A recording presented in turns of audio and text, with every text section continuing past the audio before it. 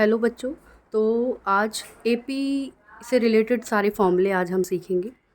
पहली बात तो एपी का मीनिंग क्या होता है वो आपको क्लियर होना चाहिए। तो एक शॉर्ट उसमें डेफिनेशन में इसका मीनिंग मैं बता देती हूँ। एपी का मतलब क्या है, अगर कोई सीरीज़ गिवन है, कोई भी नंबर की आपको लिस्ट गिवन है और उन सारे सक्सेसिव नंबर के बीच का डिफरेंस सेम है तो आप बोलोगे वो एक एपी है।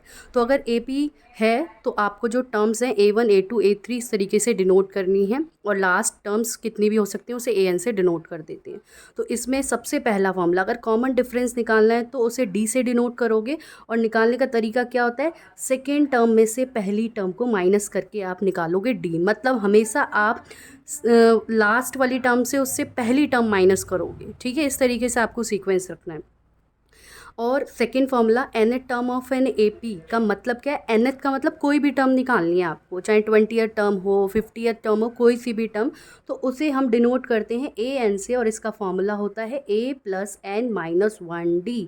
इस फॉर्मूले के अंदर a पहली टर्म जो आपकी एपी की होगी, यहाँ पे a1 जो है उसे a बोलेंगे, n जो टर्म आपको निकालने के लिए बोलेगा वो यहाँ पुट करेंगे और d मतलब उनके बीच का डिफरेंस जो आपने निकाला होगा। तो ये an का फॉर्मूला।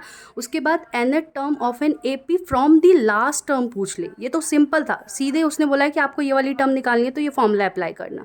लेकिन फ्रॉम दी लास्ट आपको कोई भी टर्म निकालनी है तो फॉर्मूला थोड़ा सा चेंज होगा। जो भी टर्म निकाल रहे हो वो टर्म निकालने का तरीका होगा L - n-1d, वेयर जो आपका L है वो AN को ही बोला जाता है। ठीक है, तो कंफ्यूज नहीं होना है।